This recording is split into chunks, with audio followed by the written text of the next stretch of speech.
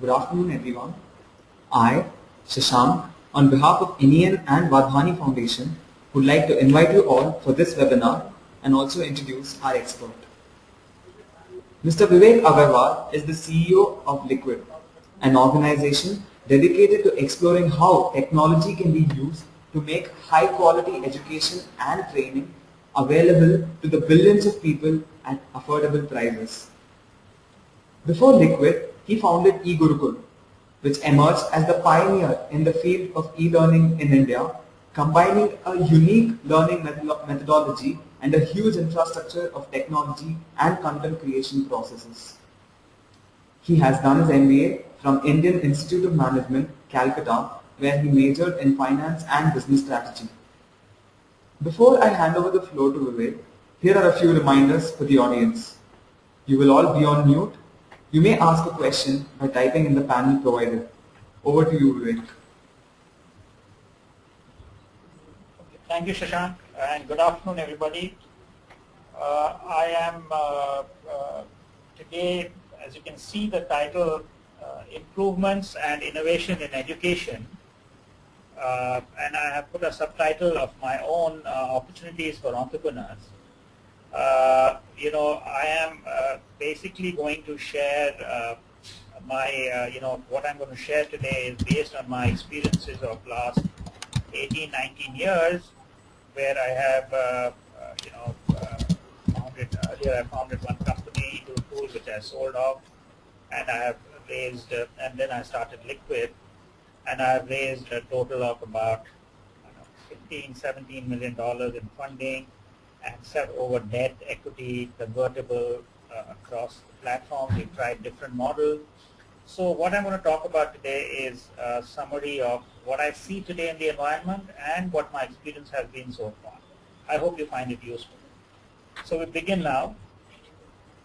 First, a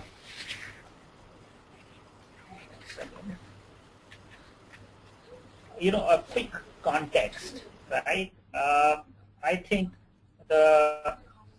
everybody knows that the education system is very large. Right? There are maybe 200 million students in the school segment. There are probably 20–25 million in the higher education segment, and so on and so forth. There is a huge government and private government sector, and private sector, bunch of stuff. But here's the paradox. Right? I have met so many students and so many people who just passed out who are all wanting some kind of jobs, and jobs are not available in of the number and the quality that students, these people want. And similarly, I've met enough companies that want, and my own experience, we keep looking for trained people and we don't find them. Right? So there is a massive paradox. Now the whole question is, for the education and the training system is how to bridge this gap. And I think that's a challenge that if you can solve a part of this problem, it would make for a great business opportunity. And, and when you look for solving a problem, by and large today, I think the quantity problem in terms of number of schools or colleges or availability, courses available, vocational training, I think quantity is available. There are enough, broadly speaking, I mean, you can always do some maths and say there's some shortfall, but broadly speaking, enough infrastructure and all that is available. But where the challenge is quality. We know the challenges in the government system where the system of risks and rewards and incentives is very inadequate. We also, the private sector is not really lived up to its promise. There is the real problem today is of quality and not of quantity. And as you think about the opportunities and improvement in the sector, I think this is what is a fundamental thing you need to grapple with. And an environment is changing quite rapidly. right? The biggest story in town, as it were, is the skills story over the last 3-4 years. Before, in the last 25, 30 years, the way skills evolved was this whole, IT training companies like NIIT and Aptech built large companies providing training on IT. And since about, starting from 2000, and particularly from 2008, the industry has been going through a bad phase. It was a B2C industry. I mean, NIIT always got students from the street and trained them and sort of placed them, whatever, and everybody did that. So it was a B2C industry. Over the past 6-7 years, 5 years or so, it's become more of a B2B and a B2G industry, where companies are supplementing their B2C business with a B2B business. So, for example, ICICI may ask a company to provide 500 people, and the company will source the people, train them, and provide them. That's sort of B2B model. And then there's B2G. There's a large initiative in the government to train and skill the young people. And so companies, so government is giving money to companies. Here is 5,000 or 10,000 per candidate. The companies are supposed to source the students or learners and train them and then place them. Right? One of the big initiatives in the skills area is NSDC, the National Skill Development Corporation, which is providing a lot of subsidized funding to companies that want to get into the skills training area. And they've been very aggressive last 3-4 years. And I think this represents a quantum jump into the way training is going to be delivered. Training is going to function in the environment that we're in. Another important development, which is linked to NSDC, because these are supported by NSDC, sector skills councils, which are councils that have been being set up for different industries. So IT, automotive, retail, and so on and so forth, which are defining what the curriculum needs, what the curriculum should be for getting employment in that particular particular industry. One of the big challenges of the industry, of the Indian training industry, has been that there are no certifications, right? So Infosys, when it's looking for an engineer, doesn't rely on any certification. It just hires and through its own methodology and then trains them and makes them productive. But if training providers had a certain certification, Infosys said, or if L&D said that here is a level at which we train the people, and then we'll employ them, the whole training industry will really boom. Right? So sector skills councils are a huge effort in this area. So that's a very interesting thing. The other thing is, in terms of the growth of mobile phones, and particularly Android-based. Till 2, 3, 4 years ago, most of the phone market in India was low-end, sort of the Java phones that were being imported from China and other places, and there was no standardization. So you couldn't build any apps for the mobile phones in India. The smartphone market was very, very small. Now, the Android, really growing fast in the Indian market, phones becoming cheap. Now you actually have a way of addressing that segment using mobile phones. And riding on that alongside is the growth of internet. Today there are probably 130, 140 million internet users in India, and that's growing by about 50% a year. So in 2 years, it probably double of that. And that's a very powerful phenomena. So you can really leverage technology, which is my next point. I mean, any opportunity you imagine, scalable in this, any initiative that you want to do in this segment, which you want to achieve large impact, has to leverage technology at its core. And there is this very interesting some of you may have heard this terminology MOOC, right? Massively open courses, okay? These are courses that a lot of universities in the U.S. have started, and sort of you can learn online from professors from Stanford and Harvard and others, and free of cost, right? And it's really creating a huge amount of interest and excitement in the industry as a possible way where technology can really achieve huge impact. And so some form of technology has to be there. Now, just a quick sort of perspective on the market. I'll tell you, and this is not any framework that I picked from book. I mean, this is just something I have used. So I divide, very loosely speaking, India into 3 segments. There is what I'm calling international, which are the relatively rich people in India, about 2 to 3% of the households, which means about, 5 million households in this country. Then there is the rest, what is traditionally called the middle class, right? So income between 2 and 10 lakh rupees per annum. And below that is what you might call Bharat, right? I mean, in a political terms, this is sometimes a Bharat, India. So I just use that term. But when you look at a market that you want to address,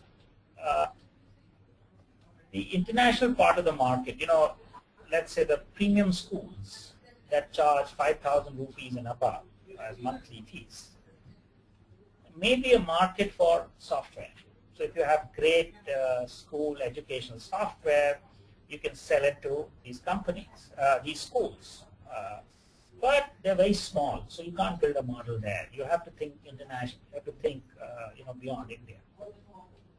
The bulk of the market, the CBSE, the bulk of the CBSE schools and sort of the colleges and others, is what I'm calling the India market, is not really a market for software, right? A B2B software market there, very difficult to, the success, the companies that have had some success in schools, Smart Class, EduComp, and some companies which have gone through a mixed phase, but whatever, they were very successful at one point in time, and that's all been a hardware bundled offering, right? But this is the market that is a consumer market in India, and if you want to do a consumer story, this is a market you need to go after. Below that is what I'd call Bharat, which is bottom of the pyramid, as it were. But this is low income, but large numbers, and otherwise they don't have the ability to pay. But the way you reach out to them is through the institutional market. So governments will pay. If you want to reach out to government schools, the government will pay, or corporates may pay as part of the CSR initiatives, and so on and so forth. But it's not a direct. It's not a market you can realize money from directly. Right? So this is a useful framework I have found, as I think about the different opportunities that we should be addressing, and that is something for you to think about. Next, there are, when you talk about technology, right, there are 3 things typically, three arms of technology solution. There's content, there's technology, and there's services. Okay, a very loose framework. Today, content is available, dime a dozen, right? All kinds of content is available for free on the internet. I mean, you must have heard of the Khan Academy, right? There is MIT has put all their stuff online, all free. You've got there's MOOCs that I talked about. A lot of content available free. So pure business model based on content is perhaps not advisable. Technology. When I say technology, I mean the learning management system, the assessment management system, sort of the infrastructure. The webinars, a webinar like this, the GoToMeeting, for example, a lot of these software are available, right? And so it's commoditized in some sense. So the answer really lies in services. It is, basically services is a very loose term, very broad term, focused on making, to say how do you make the learning work? How do you put the different pieces together? Analytics, how's the learner doing? How's the teacher doing? How's the benefit? Personalization, learning, one of the biggest challenges, how do you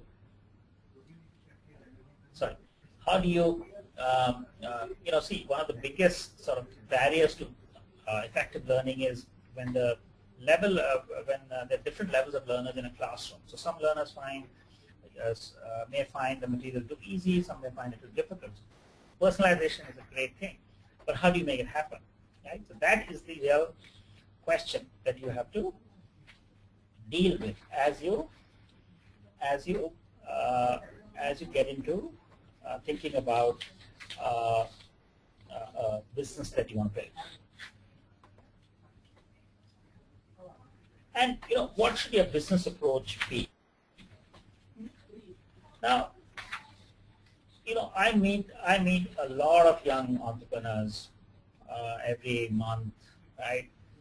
And I find that people are, just a little less focused than perhaps is desirable, right?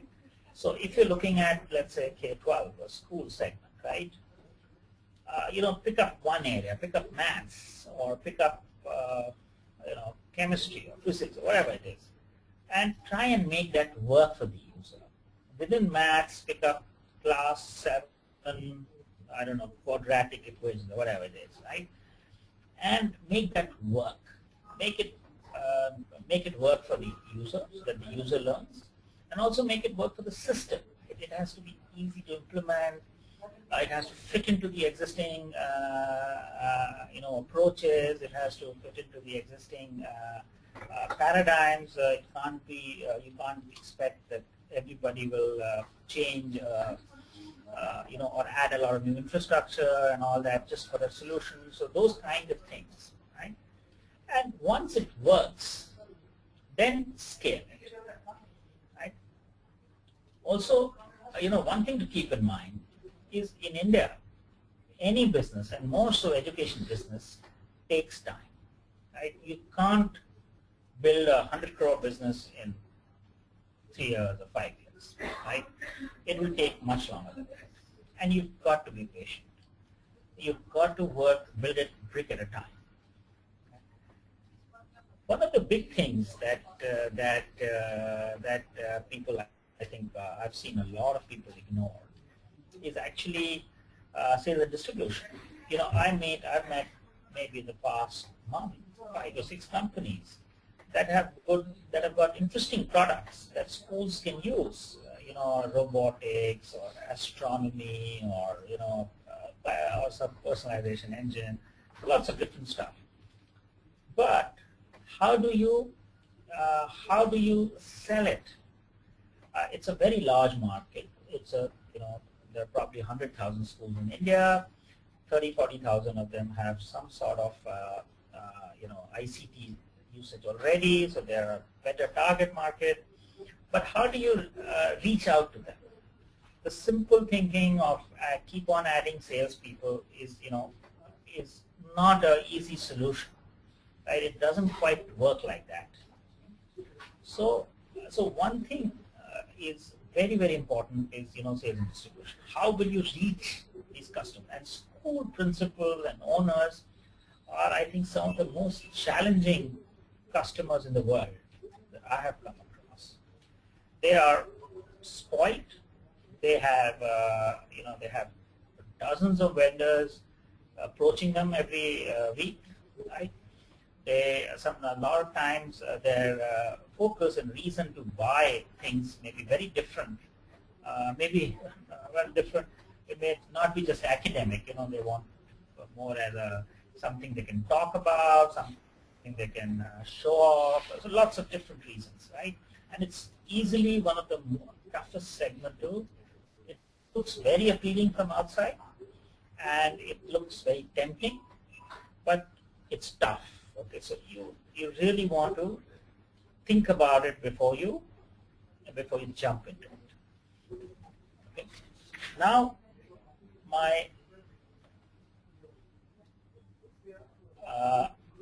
last slide, I think, on funding, right? You know, the first thing is money is available. Okay, if you have a good idea, you'll be able to raise capital, right? If you have a good idea, you have a passion for it, you can build a good case, money is available. You can go to the angel networks, you can go to TAI, you can go to there's lots of different places. You can you can find people who are willing to invest. However, building a plan and the right idea, well, idea is still relatively thing, but find the right niche and building a plan that is scale is not so simple. And that's, I think, I've seen a lot of people underestimating or or making less effort than they actually would. The first thing that I found is establish your objectives. Right? What do I mean by that? Basically, do you want a company that is you want to build a scalable company, or do you want to build a lifestyle company? Right? What does that mean? Scalable company, you would get typically, you can try and attract venture capitalists or angel investors. You keep scaling, raising cash, you keep diluting yourself, and then you exit, right? So you're not a promoter or you're not the owner of the company, you're a founder of the company. Right? If you want a lifestyle company, which is you want to, I had this incident where I had several years ago, there's this gentleman who came for a mentoring session, and he brought his son along, and he said he was asking me how to raise. He wanted to raise capital for some business he was doing, and I asked him, do you want your son to run the company after you? He said yes. I said, then you shouldn't be raising venture capital, because that's not how. It's not a family enterprise then. Right? And it has got to be, you've got to look upon it as a founder, as a professional. You may not be even running the company after a few years. You've seen it happen in so many large tech companies around the world that founders get replaced by professional CEOs and so on and so forth. Right? If you want a lifestyle company where you want to do what you like, you want to be, you want to do it with your friends, you want to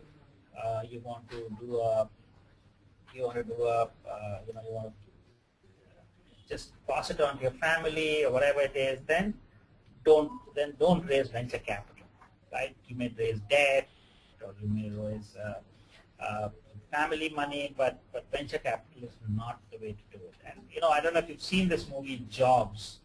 It came, and the very clear difference between the two founders, Steve Jobs and Steve Wozniak. So Steve Jobs is clearly the scale guy, and Steve Wozniak, he is clearly the lifestyle guy. He said, I just want to build a company that can just to have fun, just to do what we love to do with friends. A very different this thing. But assuming you're clear on that and you do want to build a scalable company, then you start with angel funding, right? Start small, build a prototype, make it work. Like I said, pick a. So, for example, I had this guy I've known for some time, and he wanted to build a company for IIT coaching and online technology content on coaching, right? And and I told him that when you take one topic and you just sort of have you prove it that topic works, right? That the way you're doing it, it's really helping people learn, clarify their concepts, and so on and so forth, and then you can stretch it, right? But then he, I didn't hear from him after that. Obviously, he didn't think. So he was focused on building a lot of content first, and then he said, I think it's the greatest content, and so on and so forth, right? So I think that's not the right approach. You've got to do things, prove it in a small setting and then scale. That's the main thing. And I just, and just end on a a final thing to say that there's plenty of opportunity. Right? There's absolutely no short. I think technology and education is going to be huge, right? And it represents a great opportunity. However, it's not easy. It's difficult. It will take time. So dream big, but have patience. Build it brick by brick. Thank you very much. So we'll take questions now.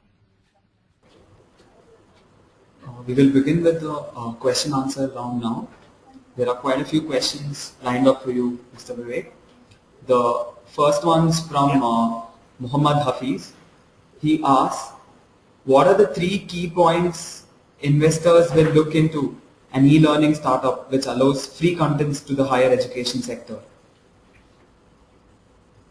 So just from answering, so what are the 3 points investors will look for when they fund a company in the education sector? That's the question, right? Yeah, that is the question.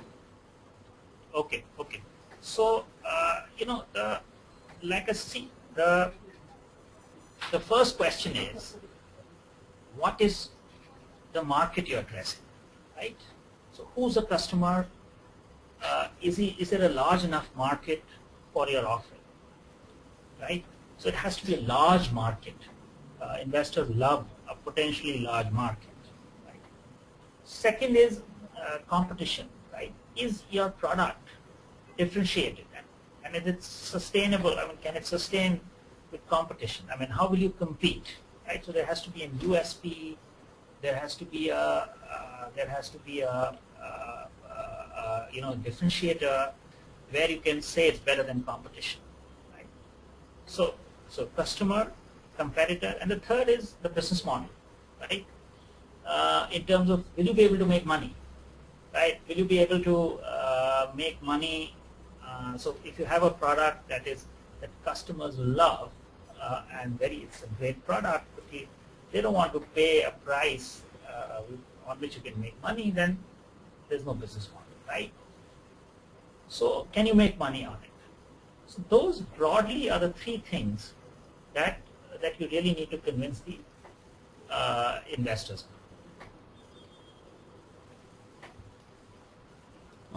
The next question is from Sudhakaran. He says he has heard about online tutorial. He wants to know how useful it is for our nation to both tutors and students. So, to say how useful it is perhaps I'd put it slightly differently.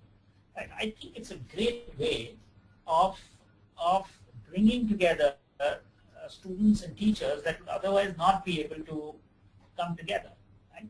And therefore, it's a great way of scaling the education offering. Right now, I'm able to talk to all of you here today because of technology. Similarly, if there is a great teacher who is able to reach to students online, I think it's a great thing. And all the MOOCs that I talked about is an example of that. It's very powerful, and not least because all the data is being captured. So as a student, what do I do? How much attention I pay? How many questions I answer? All of that stuff the teacher knows, so she can act on it. And secondly, because I can reach out to so much large number. So I think it's a great thing for both.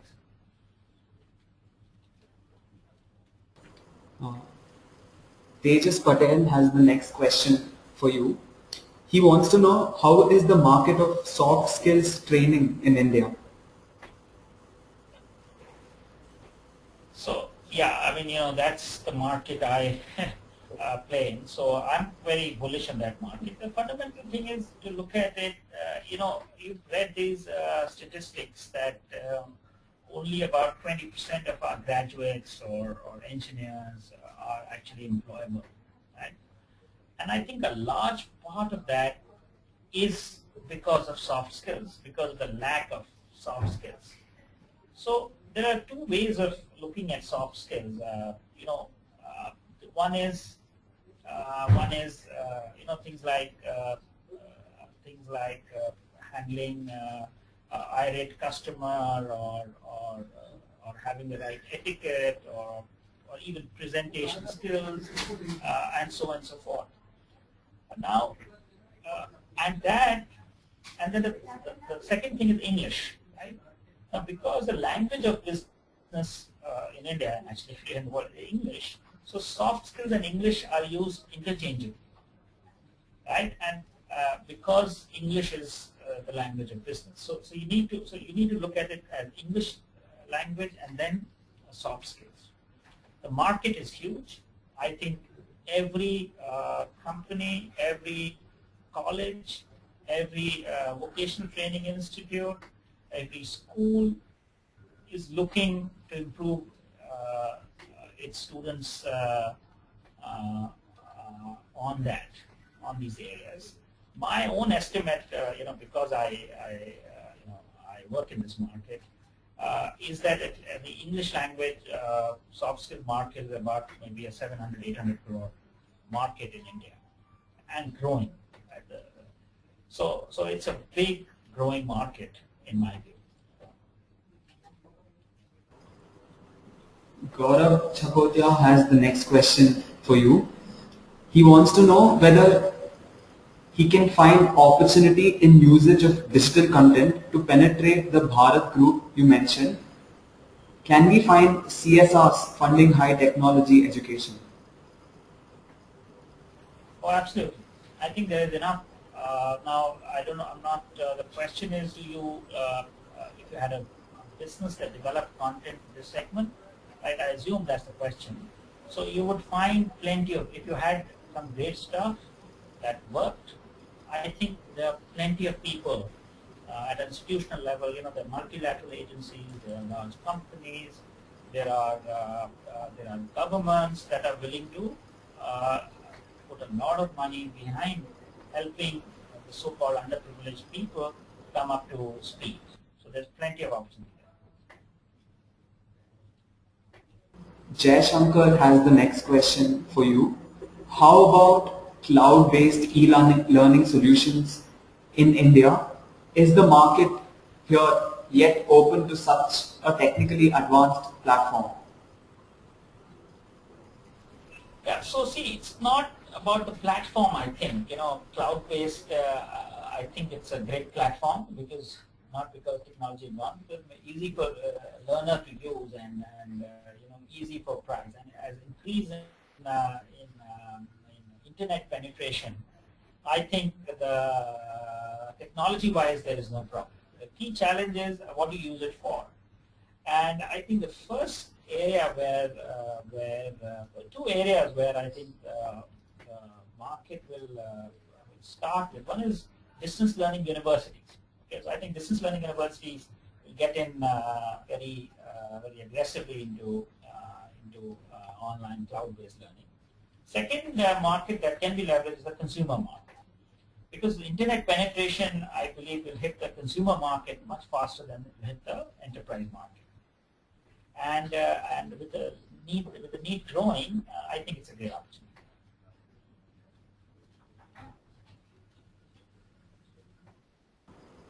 Faizan has this next question coming up for you, Vivek. He says, you talked about distribution of product or services. What are the innovative channels you can suggest for the same? So, see, the way that, suppose for argument's sake you have a product that you want to sell to schools, okay, and that's the largest market. Now, the way to think about it is, who are the people who are selling into schools, right?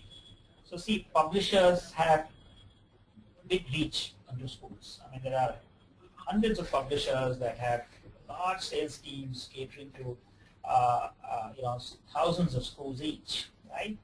So that's channel. Then you've got all these companies that have built channel. Last 10 years, you've seen a lot of companies like Educom and HCL and TeachNext, so on and so forth, that have 700 salespeople going into schools. They have a distribution reach into schools. There are hardware vendors. PC manufacturers who sell to schools. They are uniform manufacturers. So you have to choose people who have distribution into schools, already have a reach, and are therefore able to, and obviously they should have some fit with your product. If you have an education product, then you probably don't want to go with a furniture manufacturer or a uniform manufacturer, right? So you have to have a fit there. But that's something to be evaluated on a case-to-case basis. But I think just look for people who already have reach and talk to them. Shirish Ghosal has the next question for you. He wants to know what are the biggest challenges you have faced while selling a product to an educational institute. Also, is there a difference in selling to a school versus a higher education institute? Yeah, so first question, in terms of challenges, I think, you see, the challenges are two, I put it into 2 or 3 categories.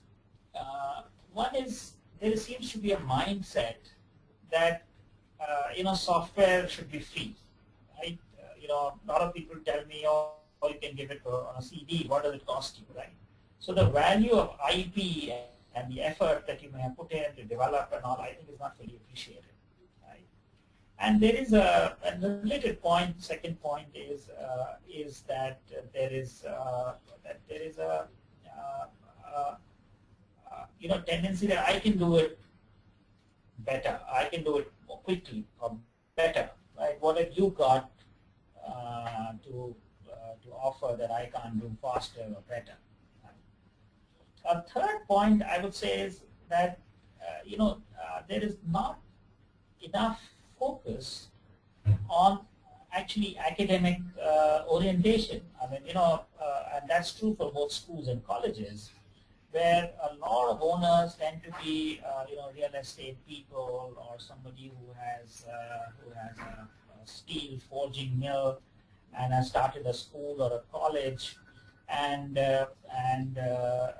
they just they have a very different view of they just look at it as a pure business, and which is fine. I mean, it's a business, nothing wrong with it. But I think that academic focus is somewhere missing. So that's the first part of it. Second part, in terms of schools and college, I think one big difference is that there are just so many more schools than colleges, right? In terms of the ownership and in terms of the sales process, I think in college system, there is the money is bigger. I mean, the per student is realization is much more typically than on an annual basis, and sometimes you find and the government system in higher education is willing to spend, right? In terms of selling to the private guys, selling to a school and a college is pretty much the same. There is not much difference.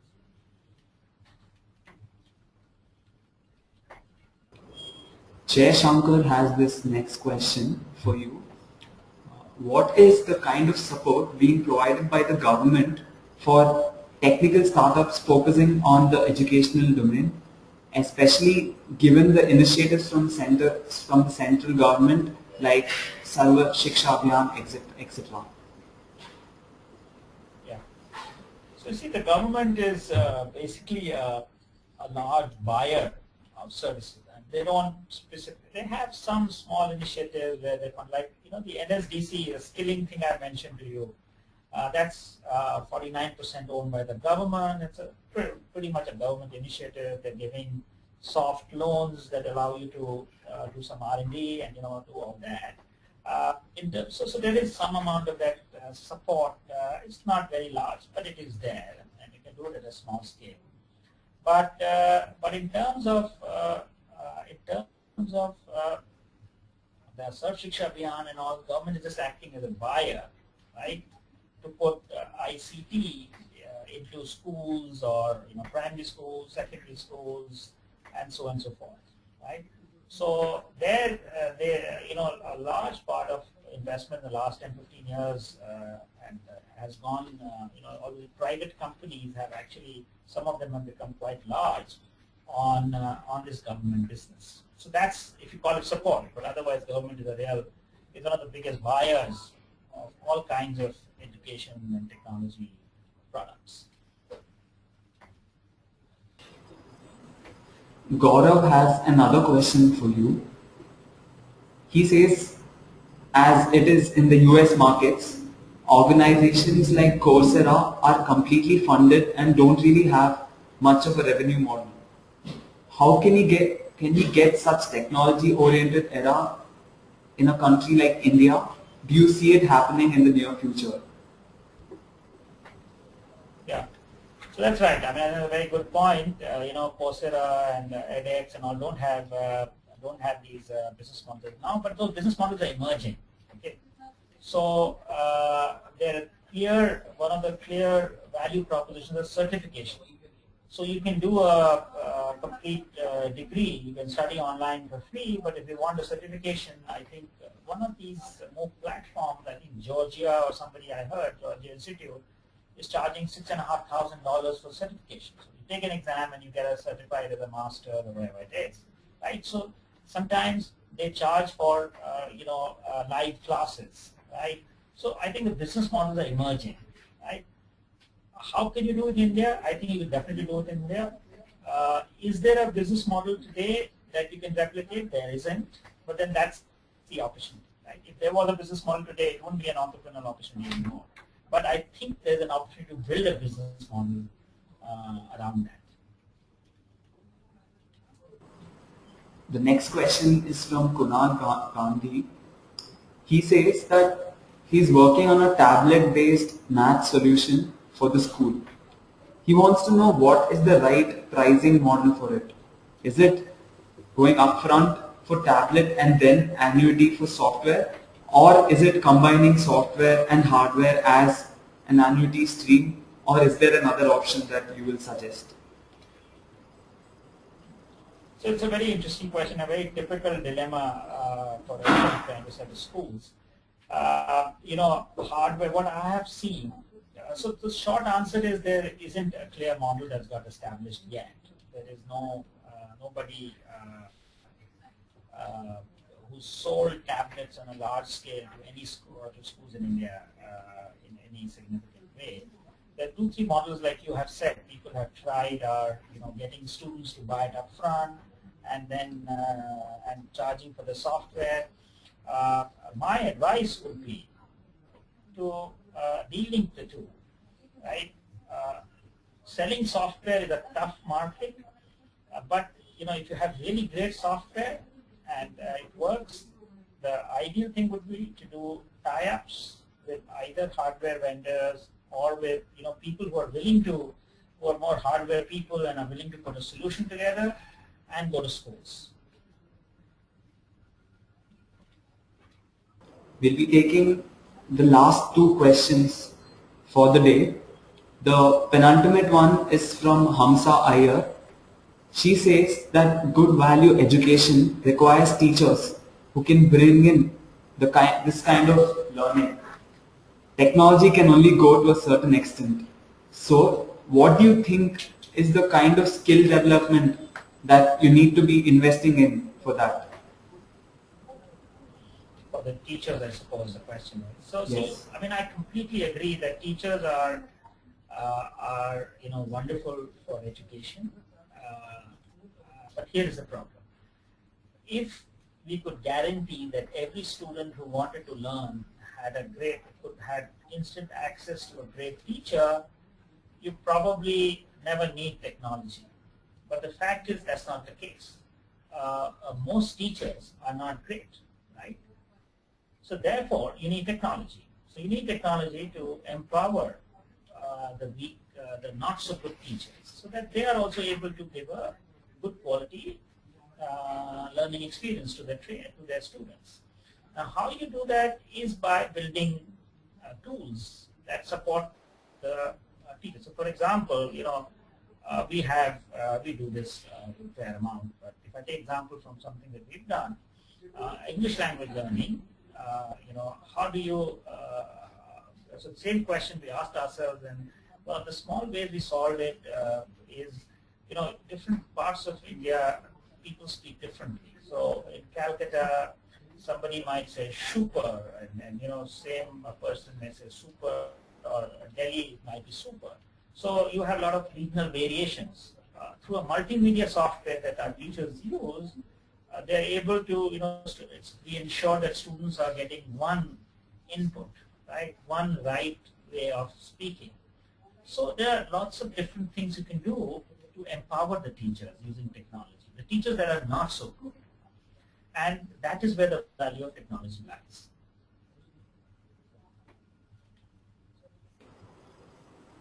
The last question for the day is from Celine George.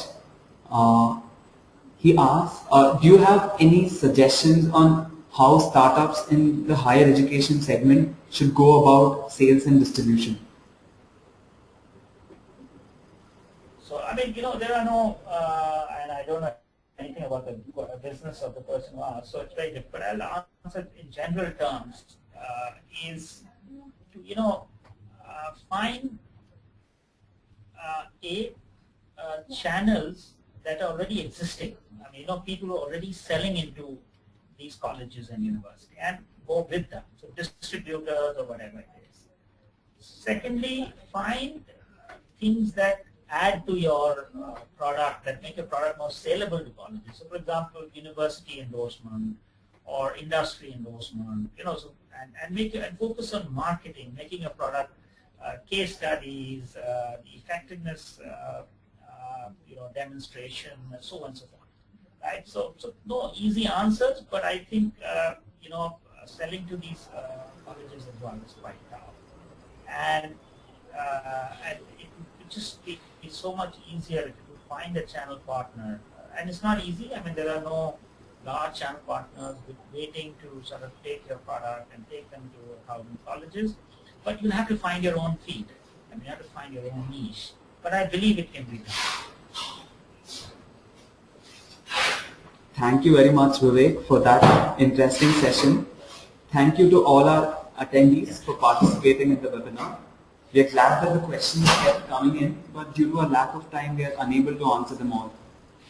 Please do send in your feedback and suggestions to us at eclub@nenglobal.org, or you can also tweet at @NEN India with hashtag webinar. Also, if you found the session interesting, feel free to blog about it.